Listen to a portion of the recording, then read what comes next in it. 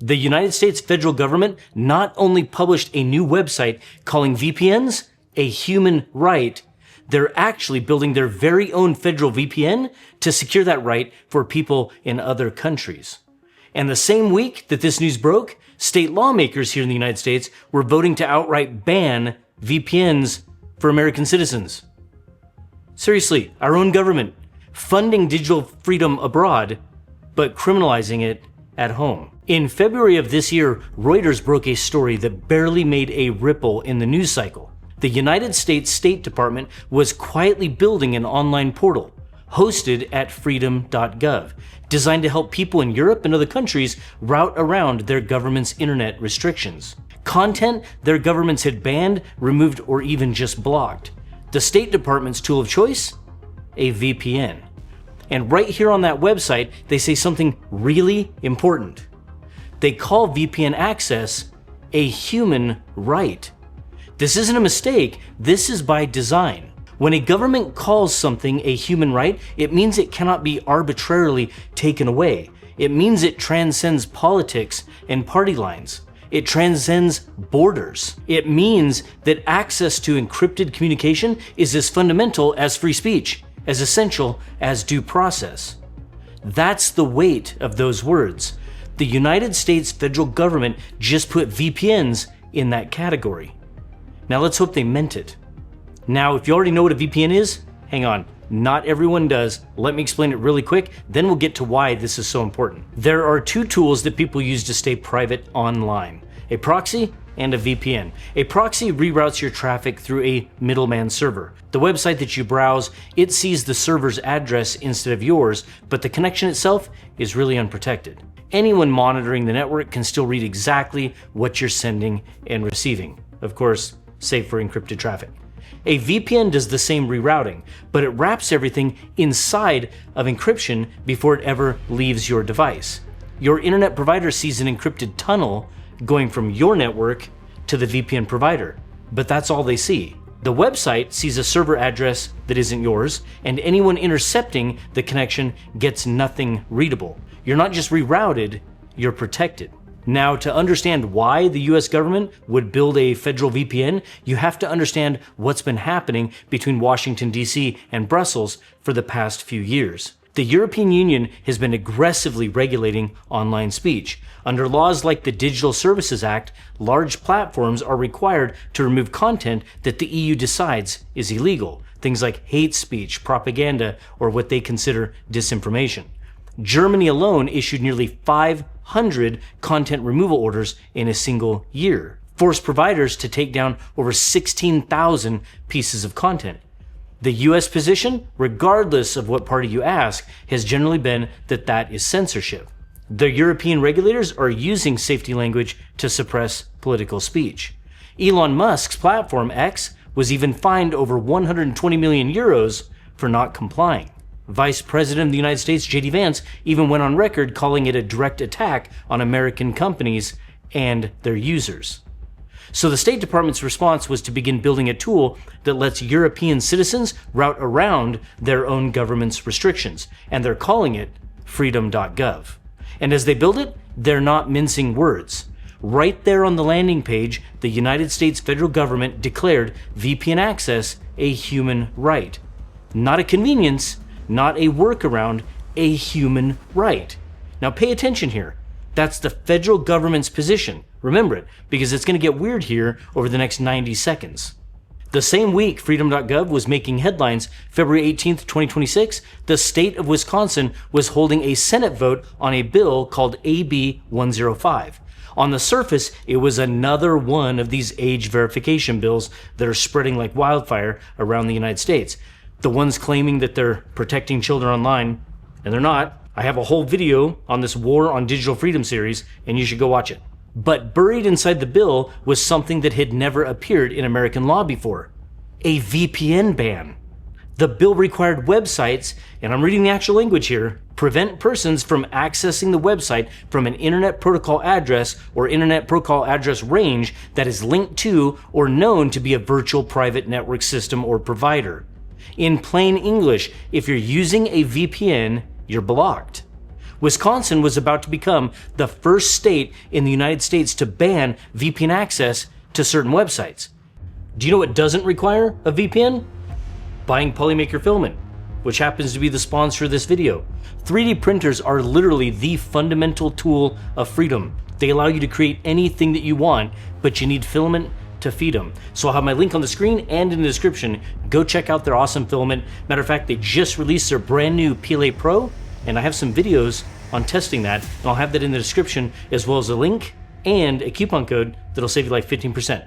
All right, back to the video. And before you think this is just about people trying to dodge age checks on some adult websites, let's talk about who actually uses VPNs. Journalists use them to protect their sources. Domestic abuse survivors use them to hide their location from their abusers. Activists use them to organize without being surveilled. Remote workers use them to securely access their company's network. And regular people, millions of you, use them because you don't want your internet service provider building a complete profile of you in your browsing history and then selling it to advertisers. Think about that. If these technically illiterate lawmakers succeed at banning something like VPNs, they effectively end work from home.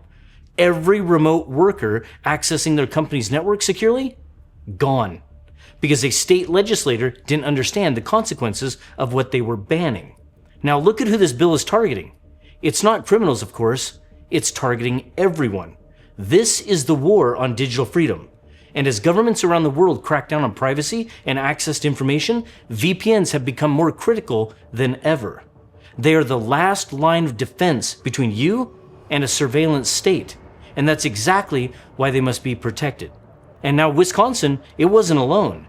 Michigan went even further. A proposed bill there would have required internet service providers to actively monitor and block VPN connections across the entire state. Not just websites blocking VPN users, ISPs conscripted as surveillance enforcers, with fines up to $500,000 and even prison time for failing to comply. Your internet provider legally required to spy on your connection and shut down your privacy tools, or face $500,000 and getting locked up. Here's the part that should make you question whether anyone writing these laws has ever used the internet. A website cannot tell where a VPN user is located. When you connect through a VPN, the website sees the VPN server's address. That server might be in Dallas, it might be in Amsterdam, and the website has no way to know if the person behind it is in Madison, Wisconsin, or Geneva, Switzerland. When Wisconsin tried to pass a law requiring websites to block VPN users from their state, they weren't just proposing a bad law, they were literally proposing an impossible one. Now, Proton, one of the largest privacy companies in the world, spelled out exactly what would happen. To comply with Wisconsin's law, platforms would effectively have to block all VPN traffic, everywhere. Not just Wisconsin, but the entire world. One state legislator, one technically illiterate bill, breaking encrypted privacy tools for the entire internet. Now the EFF, that's the Electronic Frontier Foundation, they called it exactly what it was, a spectacularly bad idea written by people who cannot tell the difference between a security tool and a loophole. Now let me show you something. These are the countries that currently ban or at least severely restrict VPN use around the world. China, Russia, Iran, and North Korea. And on February 18th, 2026, Wisconsin was one Senate vote away from joining that list. Think about that for a moment. So now let's put this all into the same frame. Again, February 18th, 2026. The United States State Department announces a government-funded VPN portal to export digital freedom to Europe and other countries. The landing page calls internet privacy a human right. The same week, Wisconsin Senate votes on a bill to ban that exact tool domestically. Nobody coordinated that contradiction. Nobody had to. That's what makes it so revealing, because it tells you that this was never really about freedom. It was never really about protecting children either. It's about who controls the switch. When the US government wants to use privacy tools as leverage against a foreign government, VPNs are suddenly a human right. But when the same tools give ordinary American citizens the ability to move through the internet without being tracked, profiled or monitored, suddenly they're a loophole that needs closing. Same tool, different politics, completely opposite laws. And the people writing these laws are counting on you not noticing. Now, how many of you actually knew that this was going on? I'd love to hear your comments below. Now, here's the part that they didn't count on.